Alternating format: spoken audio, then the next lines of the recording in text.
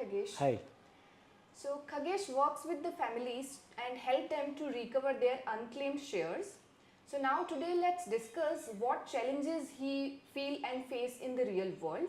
Khagesh, can you please highlight what real challenges these shareholders face during claiming these shares? Yeah, exactly. So when the shareholder has passed away, so what the major challenges they face is in the absence of a will, and further because there were no nomination or no nominee mentioned earlier in early 80s or 90s, there were You're no talking such. about the physical Yeah, shares. exactly. Yes. While recovering or retrieving those shares, so there were no nominee or no facility of nomination in early 80s and 90s. Correct. So basically, when the legal hire, in absence of will, certainly there is no nomination, and second, no will is formed or no will is made. The shareholder has passed without mentioning anything on the paper or creating a will. So in the absence of the will, RTAs or the regulator has defined that either they have to obtain a legal hire certificate or get a succession certificate from their respective court. So this is one of the major hurdle and challenges which they face, because it's not only cumbersome but very costly, and it's out of the way of a regular life where they have to settle or handle things. And moreover, since there are more than 2 or 3 shareholders, they not only have to do an intercommunication among themselves, among the siblings themselves, how to recover these shares, but also all of them together have to coordinate with the RT and the company. So in absence of will, a lot of extra communication is happening, which if a will would have been made, the journey would have been far easier. So as what I've suggested, there are 2 crore such shareholders. So if this issue is not resolved, or a solution or a organized solution is not offered, we are certainly going to face a huge legal task in handling these 2 crore shareholders. Understood. And their legal heirs. Yeah. So Monika, as I've suggested, the problem faced by such shareholders. So as an estate planner, how would you look at from the perspective of an estate planner, how would you look at such shareholders and would advise them to plan or to create an environment where this scenario can be avoided? So what would you suggest? Yeah, that's a good question. So first of all, I would recommend whosoever is the new investor coming, either it's a mutual fund or SIP or any of, is it a small investment or a larger investment? First point they should ensure is to list down their assets, and then they have to write a will. Clearly mention the names of their beneficiaries, how they want to distribute it, and then they appoint an executor. So first of all, in the will, they can appoint somebody to whom they trust as an executor, because the will comes into picture after demise. Okay. So if there is an executor, it becomes a lot more easier for the family members to distribute the assets. So executor plays a key role during it. And second thing, I would recommend that even if there is a nominee in place, you should write a will. Yeah, but Monica, these days there are a lot of advertisement that everybody has to put a nominee in their financial assets or something. So doesn't giving a name of a nominee resolve this will making issue or anything? Would you throw some light on that? Is it sufficient to provide a nominee on a financial asset? Definitely. So although appointing a nominee is a good step towards securing the future of your loved ones, but it's not good enough. The reason behind it, nominee is treated as a caretaker, as a custodian of your assets. He cannot consume it, he cannot own it. So I'll just give you one example. So for example, you have appointed your wife as a nominee in your mutual fund. Now you are living in a joint family, you have your parents, you have your sibling, you have your children. So what happens when someone passes away without writing a will and they have appointed someone as a nominee? That nominee can just claim the assets being the custodian, but not as the owner. The amount in the mutual fund or in the shares, it will be equally distributed among all the surviving members. So if for example in your scenario, it will be equally distributed among your wife, your children and your mother, as per the legal hierarchy followed by the Indian Succession Laws or Hindu Succession Act. Okay. So that's why appointing a nominee is not 100% secured.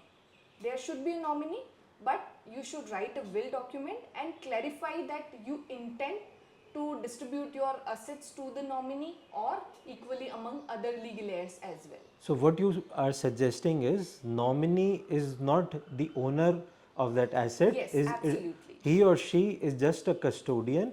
Yes. In absence of will, again, in the absence of will, this might lead to trouble because a nominee might consider themselves to be the owner, but in Yes. the face of law or in the eyes of law, they are just the custodians, and every Correct. other legal heir have an equal claim on that asset. Absolutely. So Okay, there could fine. be two scenarios. One is there is no will, then the amount will be equally distributed as per the legal hierarchy followed by the succession laws. Second scenario, when there is a will, then always will document supersedes. The court will consider will as the primary document. If your will says my shares will go to my children, if the nomination says it will be nominee, then there is a conflict among the nominee and the children. So that's where will document always prevails. Okay, so if I have on a financial asset, if I have placed my wife as a nominee, that doesn't suffices. So I'll have to write a will to make sure that certain financial asset specifically goes to my wife. Else, in absence of will, that will the law will take its precedence that it will be divided among all the legal heirs. Absolutely. So Okay. that's why when you write a will, you intend specifically that will respect your wishes, how you want to distribute the exact asset to whom. Otherwise, there will be conflict in the family. Okay, so this will certainly help with the unclaimed shareholder, existing shareholders also, that irrespective of how they start the journey of claiming the shares, but certainly they should begin with writing a will. Because I will also explain an incident, or we have seen certainly far too many as of now, that we have gone through, or the shareholder has gone through a journey where their father have passed away. Okay. Now, since there were no coordination among the siblings, so they intended that the mother be the beneficiary of those assets. Okay. Now they had to go to they have to obtain the succession certificate from the court, but they obtained the succession certificate. The mother was aged, so in the process, in the journey of recovering those shares, the mother also passed away. So they had to obtain two succession certificates for the same asset. So talking to you, I can understand that if they have gone and prepared a will Right. for the mother herself, they would have escaped this whole journey of Absolutely. going It through would that be lot succession more process. easier for the family members. And Exactly. they can just skip this entire legal heir process, certificate claiming, court process and all. Exactly. So now I can understand that every shareholder who is trying to recover those shares, he's already above 60, 65. They should not, first thing they should do is get a will done, because the time consuming process, or the process it takes with the RTA, is time consuming. So Since you just mentioned about the age of these shareholders, so I also hear a lot of questions that what is the right age to write a will. So I always suggest that it's not about just the age, it's about the assets, it's about the acquisitions. Whenever you started acquiring your first assets, it could be your first house, it could be your first mutual fund, it could be your first demat. So whenever you have started acquiring any of the assets, you should start writing and start planning. So you just list off all of your assets and then write a will document. And whenever you want, you can just update it, your will. okay. Yeah. Okay, so these can be updated as and when we acquire further assets. Yes, absolutely. It can be updated. There is no restriction from the law to update it. But even if sometime you miss or you don't want to update it, there is a provision known as a residuary clause. Okay. So while drafting a will, we take care for this type of provision. So that residuary clause covers all your missing assets, all your future acquisitions. So you not need to worry. So let's say you are in your 40s or 50s, you have written a will, and down the line 2 years you have acquired a new asset that will become part of your residuary asset. So when will comes into execution, if there is a provision of residuary clause mentioned in the will, it takes care of all of your assets. Okay, so I have a question on this, that suppose a shareholder has written a will, Right. but has just written that all my other assets belong to so and so son or daughter, but they have not mentioned the folio number, certificate number, or the name of the company. So we get a lot of rejections on such kind of will. The RTA wants, or the regulator has specified that they want a specific name of the company, the folio number, the certificate number, the number of shares. So does that residuary thing that you have just mentioned, that will that cover that part? Yes, that covers that part. So, what I suggest generally, whenever you are writing your will and that shares are already in existence during will writing journey, then you can mention like the high level details. But to give the entire specific information, you can attach one annexure, so that your will data will remain confidential during registration, during notarization process. You not need to disclose your folio numbers or your digital asset details entirely, but you just put the basic information and then you say that my detailed information are mentioned in the annexure A. So we help with that what my family should know checklist, wherein you put in all your information, my folio number, my TPIN number, or whatever sensitive information, so that your family also find it useful during claiming process, and Okay. then to the authorities you can just mention that this is the detailed information. But Okay. yeah, there is no restriction, because residuary clause also covers your future acquisitions. For example, FDs. So these FD amounts will be keep fluctuating. So it's not necessary that you put that my this FD number is this. So the residuary clause takes care for your these Okay, type so of assets. does these wills needs to be registered, or if the shareholder just signs it, there are one or two witnesses, does that suffices? Is it enough, or do they need to be registered? So just to first clarify, it's not one or two witnesses. Always it's mandatory. There should be two witnesses. Okay. Minimum two witnesses. It could be more than two. So first of all, it needs to be signed. Wet ink signature is mandatory. There is no digital will or digital signature are recognized in India. So once it's signed and then two witnesses signing it, then it becomes a legally valid document as per the Indian succession laws. Okay. Then notarization, registration, these are the recommended, it adds a layer of authenticity. But in India we see that yes, there is a lot of disputes, challenges come on the will. So when you register a will at the sub-registrar office, they do all the biometrics, they keep one copy of your will. It adds strong authenticity on your will document. Whenever family or someone challenges the will, it becomes harder to prove Okay. that it's not a genuine document. So it will be a lot more easier for your family members to justify that this is a genuine document. Okay. So that's why we always suggest that you should at least register your will. This is another thing that the RTA, or rather I would say the regulator, for the ease of documentation purposes, or to help the shareholders recover their shares in case of transmission, they have inserted a clause wherein that either succession or legal hire certificate is applicable in claiming those shares. So earlier they have to go for only succession or probate of the will. So now legal hire certificate provision has also been inserted. So how do you suggest that, how to get it from a tehsildar, what is the process, and what should be the perspective, and whom should they connect to get the legal hire certificate? So first of all, when we discuss about legal heir versus succession certificate, so these could be different names and their objective could be little different city or state wise. So your location, your asset size, this will justify what exact certificate you would need. So SEBI also just introduced a recent amendment wherein the limits, the caps are given. If your assets are below 5 lakh, your share size is below 5 lakh, then you can just go with the legal heir certificate.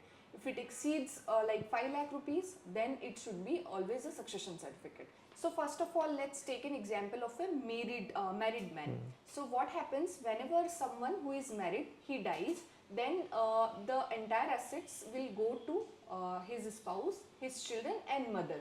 So in the first legal hierarchy, mother is given a place. Father is completely excluded. Okay. Father comes into the second legal hierarchy.